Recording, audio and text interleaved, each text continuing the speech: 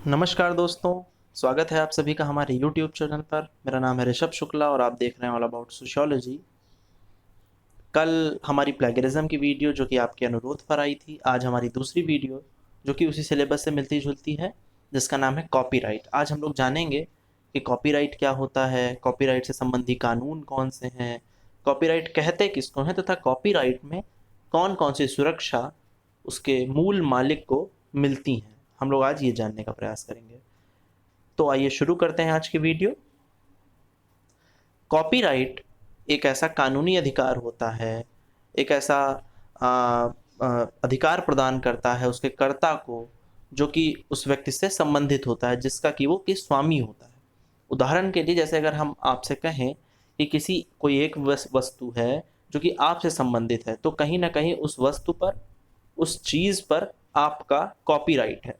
तो यही जब हम किसी साहित्य के संदर्भ में, किसी कला कला के संदर्भ में इसका इस्तेमाल करते हैं, तो हम इसे कॉपीराइट कह देते हैं कि हाँ, इस व्यक्ति पर या इस वस्तु पर या फिर इस साहित्य पर हमारा कॉपीराइट है।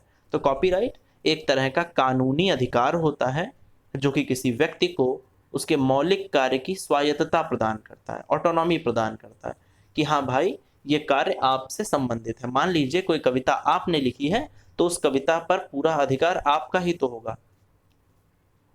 तो कहीं ना कहीं उस कविता पर आपका कॉपीराइट है। अगर कोई ड्रेस आपके पास है तो उस ड्रेस पर आपका कॉपीराइट है। अगर आपने कोई वीडियो बनाया है, आपने कोई गाना लिखा है, आपने कुछ भी ऐसा कलाकारी वाला काम किया है, तो कहीं ना कहीं उस चीज़ पर आपका कॉपीराइट होगा पूरी तरीके से, और वो चीज़ आपसे ही संबंधित होगी। कोई भी व्यक्ति उसको अपने नाम से छाप कर, कोई भी व्यक्ति उसको अपने नाम से प्रयोग नहीं कर सकता। और अगर ऐसा करेगा तो आप उस पर कॉपीराइट के नियम के अधिकार के तहत आप उस पर कानूनी कार्रवाई कर सकते हैं। तो क्या है, कॉपीराइट एक कानूनी शोध अधिकार है। कॉपीराइट एक कानूनी शोध अधिकार है जो कि किसी व्यक्ति को उसके मौलिक कार्य की स्वायत्तता प्रदान करता है, जिससे कि वह अपने कार्य का मुद्रण यानी कि प्रिंटिंग या उसका प्रयोग कर पाए, उसको प्रिंट करके बेच सके, उसको अपने दोस्तों तक पहुंचा सके, या फिर उसका जो मर्जी आए वो अपने कार्य का वो कर सकता है। कॉपीराइट कानून के द्वारा सुरक्षित किए जाने वाले कार्यों में क्रमशः लेख, वीडियो, संगीत, नाटक, फोटोग्राफ आदि शामिल होते हैं। जैसे कि आप देखते हैं कि कई बार यूट्यूब पर, कई बार फिल्मों में, कई बार गानों में ऐसी कई सारी चीज़ें होती हैं कि अगर किसी पुराने गाने को आपने नया रीमेक बनाना है, तो पहले आपको उसके जो मूल मालिक है उससे आपको इस चीज़ की अनुमति लेनी पड़ती है। अगर आप ऐसा नहीं करेंगे तो ये कॉपीराइट या प्रतिलिप्याधिकार के नियमों के पूरी तरीके से खिलाफ हो जाएगा। तो कॉपीराइट कहीं ना कहीं किसी व्यक्ति के कार्य को भौतिक रूप से सुरक्षा प्रदान करता है। अगर कोई व्यक्ति किसी अगर कोई व्यक्ति किसी अन्य व्यक्ति को, यहाँ पर एनी हो गया है गलती से, इसे अन्य पढ़ें। अगर कोई व्यक्ति किसी अन्य व्यक्ति के मौलिक कार्य को बिना उसकी अनुमति के प्रयोग करता है, तो कहीं ना कहीं इसे एक तरह के धोखाधड़ी का कृत्य माना जाएगा, और इसके लिए पूर्ण रूप से जो व्यक्ति उसके कृत्य को अपना बना करके पेश कर रहा है, उसको हम इसके लिए पूरी तरीके से जिम्मेदार ठहराएंगे। उदाहरण के लिए, कोई भी एक चीज़ है, कोई भी एक ड्राइंग है जो कि आपने बनाई है, उस ड्राइंग पर पूरी तरीके से आपका कॉपीराइट है, लेकिन किसी दूसरे व्यक्ति ने उस आपकी वो जो ड्राइंग थी उसको ले लिया और उसके नीचे अपना नाम डाल के उसको बताया कि ये तो मेरा है, और उसको वो सेल कर रहा है, उसका फ़ायदा उठा रहा है। तो कहीं ना कहीं आप उस व्यक्ति पर कॉपीराइट के नियम के तहत उसको, उस पर अधिकार कर सकते हैं, उस पर कानूनी कार्रवाई कर सकते हैं कि नहीं, ये चीज़ तो मेरी थी, तुमने इस पर ऐसा किया है, अब इस चीज़ से तुमने जितनी भी कमाई करी है वो, और प्लस इसकी जो पेनल्टी है वो, हम जितना भी इस पर पेनल्टी तय करेंगे, जो सज़ा मतलब उसके लिए तय की जाएगी, वो आपको भुगतनी पड़ेगी। ये पूरा हमारा कॉपीराइट का सिस्टम होता है। आगे बढ़ते हैं कि कौन कौन सी चीज़ें हैं जिन्हें हम कॉपीराइट कर सकते हैं, या कौन कौन सी कार्य हैं जो कि कॉपीराइट किए जा सकते हैं। हम पूरे दिन में ऐसी तमाम सारी चीज़ें देखते हैं जिन पे कि कॉपीराइट होता है, जो कि किसी व्यक्ति से या किसी विशेष अधिकार के द्वारा उससे संबंधित होती हैं। हालांकि अगर हम इनकी सूची बनाने बैठेंगे तो ये सूची काफ़ी लंबी हो जाएगी, लेकिन अगर फिर भी कुछ प्रमुख कार्यों की बात करें तो वो कुछ निम्नलिखित हैं। जैसे कि साहित्यिक कार्य, साहित्यिक कार्य में किसी की कविता, किसी की कहानी, किसी की स्टोरी, किसी की स्क्रिप्ट, ये सारी चीज़ें आ जाएंगी। मान लीजिए आपने कोई कविता लिखी जैसे मैंने बताया, और वो कविता तो आपकी है लेकिन किसी दूसरे व्यक्ति ने, और वो कविता बहुत अच्छी थी, किसी दूसरे व्यक्ति ने आपकी वो कविता चुरा ली और उसको किताब में छपवा दिया, और उस कविता से जो भी वो कविता बहुत सुपर हिट हुई और उस कविता से मिलने वाले सारे लाभ को उस व्यक्ति ने अपने पास रख लिया। तो कहीं ना कहीं ये साहित्यिक कार्य से संबंधी प्रतिलिपि अधिकार हो सकता है, आप उस पर कॉपीराइट स्ट्राइक कर सकते हैं। दूसरा होता है संगीत संबंधी कार्य। आप देखते हैं कि जी म्यूजिक कंपनी, टी सीरीज, ये सभी कंपनियां जो बड़ी बड़ी म्यूजिक की हैं, अगर कोई इनके कार्यों, अगर इनके गानों को बिना इनकी अनुमति के अगर आप उठाते हैं तो कहीं ना कहीं आप कॉपीराइट के जो नियम है या कॉपीराइट का जो कानून है उसका उल्लंघन कर रहे होते हैं। अगला होता है नाटकीय कार्य। नाटकीय कार्य में कोई भी सीरियल, कोई भी धारावाहिक, इस तरह से, या फिर कोई भी आपने नाटक लिखा है जिसमें कि किसी दूसरे व्यक्ति ने उसको इस्तेमाल कर लिया, तो उसे हम नाटकीय कार्य संबंधी प्रतिलिपि अधिकार कहते हैं। फिर आता है कलात्मक कार्य। कोई भी ड्राइंग आपने बनाई है, कोई भी आपने कोई चीज़ बनाई है जो कि बहुत आपने कलाकारी के द्वारा उसमें अपने अपनी क्रिएटिविटी दिखाई है, और आप ही क्रिएटिविटी का लाभ कोई दूसरा ले रहा है, तो कहीं ना कहीं आप उस पर भी कॉपीराइट कर सकते हैं। सिनेमेटोग्राफ, फिल्मों पर कॉपीराइट होता है, जैसे कि आपने अभी एक बहुत ही हिट फिल्म हुई है, वो आपने देखी होगी, कबीर सिंह, और आप सभी जानते हैं कि वो कबीर सिंह तो उसकी डुप्लीकेट फिल्म थी जो कि बनाई गई थी, जबकि ओरिजिनल फिल्म तो वो जो साउथ की या फिर कहाँ की भी हो, वो अर्जुन रेड्डी की फिल्म का वो रीमेक था, है ना, उसको बस इंडियन रेफरेंस में बना दिया गया था। इस तरह से आप देखते हैं कई सारे ऐसे फिल्म हैं जो कि जो कि सॉरी बॉलीवुड की हैं और उनको साउथ में ट्रांसलेट कर दिया गया या फिर साउथ में उन्हें बना लिया गया। तो कहीं ना कहीं वो फिल्म बनाने से पहले आपको उसका कॉपीराइट, उसके जो उसका जो स्वामी होगा, जो उसका मूल स्वामी होगा, उससे आपको उसका लेना पड़ेगा, है ना। तो सिनेमेटोग्राफ फिल्म में क्या हो गया, सिनेमेटोग्राफ फिल्म में हमारा ये हो गया कि जब हम कोई फिल्म या फिर कुछ भी इस तरह का लेते हैं किसी से, तो हमें पहले उसकी अनुमति चाहिए होती है। फिर आता है आर्किटेक्चर ब्लूप्रिंट। आप एक इंजीनियर हैं, आप एक नक्शा बनाते हैं, आपने बहुत अच्छा नक्शा बनाया और किसी ने आपका जो वो ब्लूप्रिंट था, जो आपके आर्किटेक्चर का ब्लूप्रिंट था, वो किसी ने चोरी कर लिया और उसको अपने नाम से बता दिया, तो ये हमारा आर्किटेक्चर ब्लूप्रिंट में आ जाएगा। साउंड रिकॉर्डिंग, इसमें सारे संगीत संबंधी कार्य आ जाएंगे या फिर रिकॉर्डिंग संबंधी कार्य आ जाएंगे। Computer program copyright, computer program में जैसे कि यूट्यूब ही आ गया, या फिर जैसे कि आपने कोई एप्लीकेशन बनाया और उस एप्लीकेशन को किसी और ने फ्रॉड करके या फिर हैक करके किसी और तरीके से हथिया लिया। तो कहने का मतलब ये हुआ कि ये सारी चीज़ें, चाहे वो साहित्यिक हो, चाहे वो संगीत संबंधी हो, चाहे वो नाटकीय हो, चाहे कलात्मक हो, चाहे फिल्मी हो, चाहे आर्किटेक्चर से रिलेटेड हो, चाहे साउंड रिकॉर्डिंग हो, चाहे कॉपीराइट हो, तो कहने का मतलब ये सारी चीज़ें क्या होती हैं दोस्तों, हमारे कॉपीराइट के अधिकार के अंतर्गत आती हैं। अगर इनमें से जो मूल मालिक है उनमें से बिना पूछे आपने इनका इस्तेमाल किया, तो कहीं ना कहीं वो आप पर कॉपीराइट स्ट्राइक कर सकता है। तो मतलब आपने जो कॉपीराइट के नियम हैं उनका क्या किया है, उनका वायलेशन किया है, उनका उल्लंघन किया है, जिससे कि जो उसका मालिक होगा, जो उसका ओनर होगा, है ना, जो उसका ओनर होगा, वो कहीं ना कहीं आप पर ये कॉपीराइट डाल सकता है। आगे बढ़ते हैं, प्रतिलिप्याधिकार संबंधी कानून भारत में क्या क्या है ये देख लेते हैं। भारत में हालांकि कॉपीराइट संबंधी काफ़ी नियम बनाए गए, काफ़ी इस तरह की धोखाधड़ी, इस तरह के चोरी के कृत्य से बचाने के लिए, जिसमें से कि एक भारत में कॉपीराइट संबंधी नियम 1957 के तहत, 1957 में एक नियम बना था। ये चीज़ आप लोग हाईलाइट कर लेंगे, चीज़ से देखेंगे, क्योंकि ये सारी चीज़ें कई बार पूछ ली जाती हैं। भारत में कॉपीराइट संबंधी नियम 1957 में बना था। 1957 में जो एक कॉपीराइट नियम बना, इसके तहत जो भी उस कार्य का मालिक होगा, जो भी उस कार्य का संबंधित मालिक होगा, उसी को ये अधिकार मिलेगा। ये अधिकार कार्य के मालिक को आर्थिक और नैतिक अधिकार प्रदान करता है ना। ये कार्य, है ना, ये अधिकार जो है कॉपीराइट का, जो 1957 के तहत उस मालिक को मिला है, ये कार्य के मालिक को आर्थिक और नैतिक अधिकार प्रदान करने का काम करता है। इस अधिनियम के तहत कॉपीराइट के मालिक के पास निम्नलिखित अधिकार हैं। कौन कौन से अधिकार हैं देख लेते हैं। ये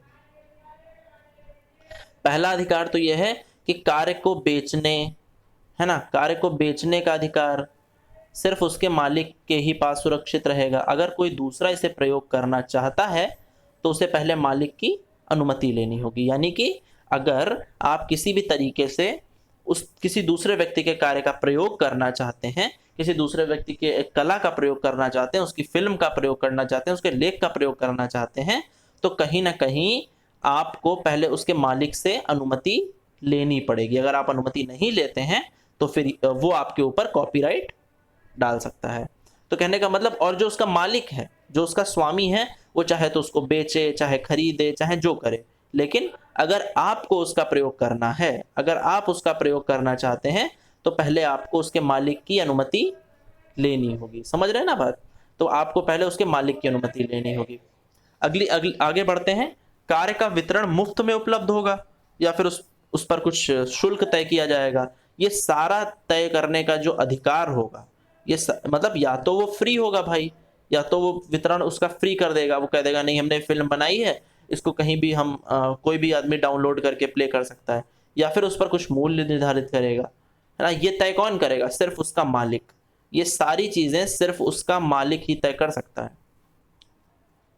क्योंकि जैसे आप देखते हैं कि कोई भी फिल्म आती है, प्रॉक्सी से उससे आप डाउनलोड कर लेते हैं या फिर किसी और तरीके से इंटरनेट से, तो कहीं ना कहीं इंटरनेट पर ये सारी चीज़ें बैन होती हैं। वो कुछ प्रॉक्सी के थ्रू आप लोग जो भी करते हैं या फिर जो भी लोग करते हैं वो ऐसा हो जाता है, लेकिन ये चीज़ें कॉपीराइट के नियमों के विरुद्ध होती हैं। क्योंकि अगर सभी लोग फिल्म इंटरनेट से ही डाउनलोड करके देख लेंगे तो जो फिल्म की लागत है, जो फिल्म का खर्चा है, या फिर किसी भी चीज़ की जो प्रति है, जैसे आप कोई PDF डाउनलोड करके पढ़ते हैं, है ना, तो उस किताब की जो लागत मूल्य है, जो उस किताब का जो उस पर खर्चा हुआ है, वो उस कैसे निकलेगा, है ना। तो इसलिए कॉपीराइट संबंधी जो नियम है भारत में वो बनाए गए हैं।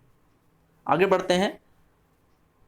भारत में कॉपीराइट संबंधी कानून क्या है कि कार्य के किसी भी तरह के अनुवाद, यानी कि मान लीजिए कोई अंग्रेजी की बुक है ना, करने से पहले मौजूद कार्य को अन्य तरीके से प्रदर्शित करना, है ना, या तो आप उसका अनुवाद कर रहे हैं, है ना, या पहले से मौजूद कार्य को किसी अन्य तरीके से दिखा रहे हैं। मतलब आपने थोड़ा दिमाग लगाया और आपने कहा अरे अर्जुन रेड्डी फिल्म है, उसकी स्टोरी उठा लेते हैं केवल, और उसकी भाषा भी बदल देंगे और उसे कबीर सिंह नाम से बना देंगे। तो कहीं ना कहीं जब ये सारी चीजें आती हैं तो इस पर भी, इसके लिए भी आपको अनुमति लेनी पड़ेगी। ऐसा नहीं है कि आपने उसकी स्ट्रक्चरिंग बदल दी, आपने उसकी संरचना बदल दी और आपने उसका प्रयोग कर लिया, ऐसा नहीं है। अगर आप उसे करना चाहते हैं तो उसके लिए भी आपको किसी, उसके जो मालिक है, जो उस कार्य का जो मालिक है, उससे अनुमति लेनी होगी। ठीक है ना। आगे बढ़ते हैं। अपने कार्य को सार्वजनिक करने का अधिकार। अब भाई वही चीज है कि अपने कार्य को पब्लिक करना है या फिर नहीं करना है, ये कौन तय करेगा? ये भी उसका मालिक तय करेगा। कई बार आप देखते हैं, आप कुछ कर रहे होते हैं, अगर कोई आपसे मना करता है तो आप कहते हैं कि ये तो मेरी चीज है, मेरी जो जो मर्जी होगी, मेरा जो मन में आएगा मैं वो करूंगा, है ना। क्योंकि आप पूरी तरीके से स्वतंत्र है ना, कोई आपके ऊपर बाध्य थोड़ी ना कर सकता है कि नहीं आपको ऐसा ही करना है। आपकी कॉपी है, आपकी मर्जी हो, आप किसी दोस्त को अपने दें, मर्जी हो ना दें। तो कहने का मतलब, अगर आपका कार्य सार्वजनिक होगा या नहीं होगा, ये सब कौन तय करेगा? ये सिर्फ उसका मालिक तय करेगा, जो उस चीज से संबंधित होगा, जो कि उसका मालिक होगा। यानी वह अपने कार्य को किसी भी माध्यम से बड़े जनसमूह तक पहुंचा सकता है। पता चला किसी और व्यक्ति ने उसकी फोटोकॉपी ले ली और वो फोटोकॉपी अपने नाम से बना करके बेच रहा है, तो कहीं ना कहीं ये सारी चीजें कॉपीराइट के अधिकार के नियमों के खिलाफ होती हैं। ठीक है ना। आगे बढ़ते हैं।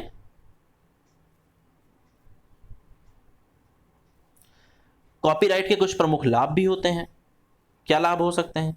पहला लाभ तो ये होता है कि स्वामी को उसके मौलिक कार्य के लिए स्वामित्व तो मिल जाता है भाई, है ना। अगर आपने एक अपना यूट्यूब चैनल बनाया है, आपने अपना गाना बनाया है ना, तो कहीं ना कहीं उसके मालिक तो आप ही हुए। कोई भी अन्य व्यक्ति आपकी वीडियो को अपने नाम से अपने चैनल पर नहीं प्रमोट कर सकता है। अगर वो ऐसा करेगा तो आप उसके ऊपर कॉपीराइट या कानूनी विधिक कार्यवाही कर सकते हैं। जिससे कि क्या होता है, जिसका कि सबसे बड़ा लाभ ये होता है कि ये करने से नकल रोकने में मदद मिलती है, नकल नहीं हो पाती, और जो कंटेंट होता है वो हमारा ओरिजिनल कंटेंट हो जाता है। तो इसलिए जो स्वामी है किसी भी चीज का, जो उसका स्वामी है, वो उसके मौलिक कार्य के लिए उसको स्वामित्व प्रदान करता है, और साथ ही साथ वो नकल को रोकने में भी मदद करता है। कौन? कॉपीराइट, है ना। अगर कॉपीराइट नहीं होगा तो सभी एक दूसरे का कंटेंट उठा लेंगे, कोई भी कुछ भी वीडियो डाले दे रहा है ना। ऐसा देखते हैं आप अक्सर। तो दूसरी चीज क्या होती है? दूसरी चीज ये होती है कि इससे आपको एक कानूनी सुरक्षा मिल जाती है ना। इससे आपको एक कानूनी सुरक्षा मिल जाती है ना। और उस कानूनी सुरक्षा के बावजूद भी अगर कोई आपके कार्य को प्रयोग करता है तो आपके पास इसका ब्यौरा होता है। मतलब अगर कोई करेगा उसका यूज तो भी आपसे पूछेगा ना कि क्या मैं ये चीज कर लूं, क्या मैं तुम्हारी ड्रेस ले सकता हूं। वही सिंपल सी बात आगे एग्जांपल से समझ सकते हैं। अगर कोई आपसे कॉपी आपकी मांग के ले रहा है, आपकी इच्छा से ले रहा है, आपकी अनुमति से ले रहा है, तो आपको कोई दिक्कत नहीं होगी। तो कहीं ना कहीं जो भी व्यक्ति लेगा उसके पास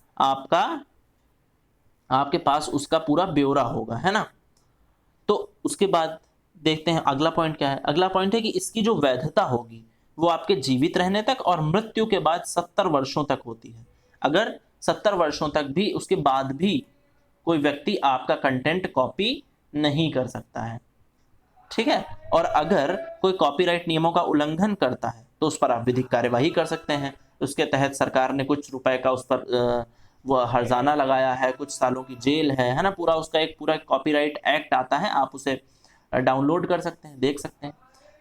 बेसिक जानकारियां ये जो थी ये मैंने आपको बताई, है ना। तो कोई कॉपीराइट नियमों का उल्लंघन करता है तो आप उस पर कानूनी कार्रवाई कर सकते हैं, केस कर सकते हैं। आप देखते हैं किताब के पीछे लिखा होता है कि इस पर सभी प्रकार के मुद्रण और सभी प्रकार के प्रकाशन का जो दायित्व है वो सिर्फ कर्ता तक ही सीमित है। अगर कोई इसका मुद्रण करता पाया जाता है तो उसके खिलाफ कानूनी कार्यवाही होगी। आप देखते हैं हर किताब के फ्रंट पेज पे लिखा होता है कि समस्त विवादों का निपटारा इस न्यायालय में होगा। तो इसका क्या मतलब है? इसका मतलब यही है कि अगर कोई व्यक्ति इसका जो है गलत तरीके से मुद्रण करता है, अगर इसका गलत तरीके से प्रयोग करता है, तो कहीं ना कहीं वह व्यक्ति लीगल एक्शंस के लिए भी तैयार रहे, वो विधिक कार्यवाही के लिए भी तैयार रहे, है ना। तो अगर कोई कॉपीराइट नियमों का उल्लंघन करता है तो आप उस पर विधिक कार्यवाही कर सकते हैं। फिर दूसरा पॉइंट क्या है? सुरक्षा मिलने से कलाकार को कार्य करने के लिए मानसिक सुरक्षा और प्रोत्साहन मिलता है। सबसे बड़ी चीज तो ये होती है, आपको पता चले कि जो आपने कविता लिखी है वो तो आपसे छीन ली जाएगी, तो आप कविता क्यों लिखेंगे?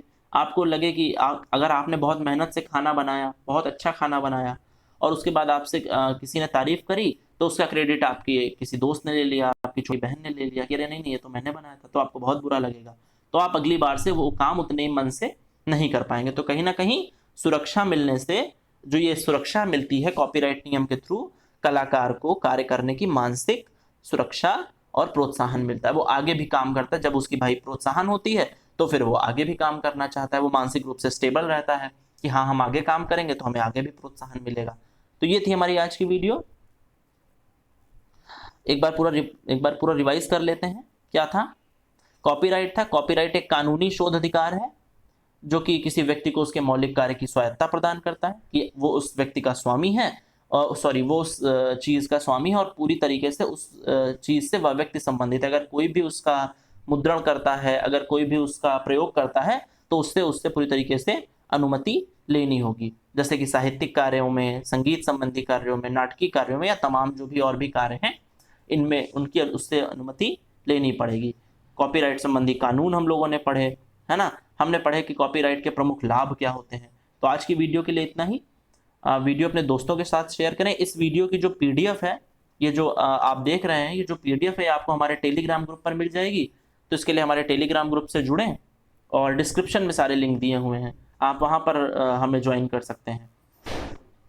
आपका वीडियो अंत तक देखने के लिए बहुत धन्यवाद। आप हमें ज्वाइन कर सकते हैं, वीडियो को लाइक शेयर करें और चैनल को सब्सक्राइब जरूर करें अगर आप नए हैं चैनल पर। तो हम लोग मिलेंगे नई वीडियो में, तब तक के लिए ध्यान रखिए अपना, सुरक्षित रहिए। धन्यवाद।